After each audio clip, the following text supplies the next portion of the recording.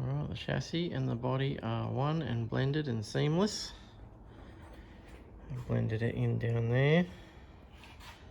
Doesn't look out of place. The shiny stuff is epoxy. It's a two-part table and floor sealer. You can use it on furniture. But that's the only thing that'll stop the gel coat from eating into the body filler and locking to it. So I've got to give it a light sand and then another coat.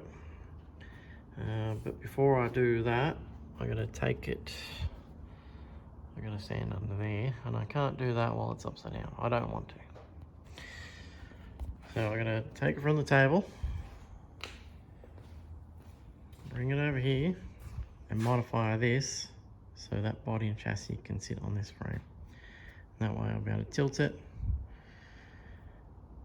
and work on it, finish it. Alright, I modified the cart. This had that attached to it. I put wheels on it because that was annoying having to drag it everywhere. Modified the framework to fit this chassis. Welded it all together, and when I tipped it over, nothing moved, nothing cracked. I'm pretty happy about that. It looks funny sitting on its side. Pardon me. So now I've got to finish sanding this area underneath and then epoxy that, as well as sand this epoxy and re-epoxy that. It's time to start making the mold. So I've been looking at this.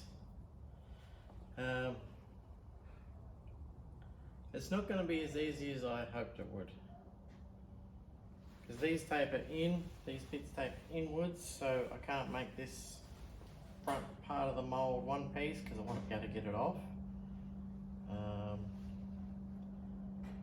So I might have to like split it up here or something.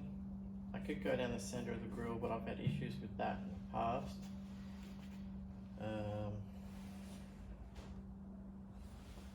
Yeah, it's trying to work out where you put your splits in your mold is key, because if you put them in the wrong spot or don't put them in at all, your mold will lock to the job of the die and it won't come off. So I was thinking about just doing one piece on the front here, but then I was just looking at it. I might not be able to release it because these taper in. These go around here. So I was hoping to just like sort of pull it forward and up, but I don't think that's going to work. So I'm going to have to make a 5-piece mold, which I really didn't want to, and do a section here, and then a section there, and then the 2 halves of the side, and then the boot section, which is a pain in the butt. Alright, so this bit and this little slither here is going to be my first piece of mold. This is the only way I can do it to release this front part.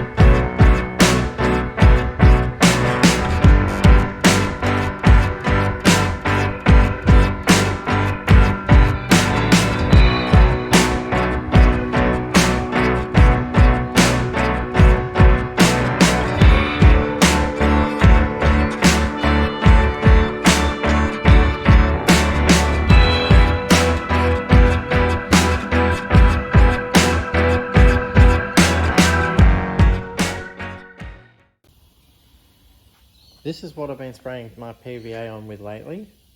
It's an Iwata AZ3 HTE2 made in Italy with a pressure gauge on it.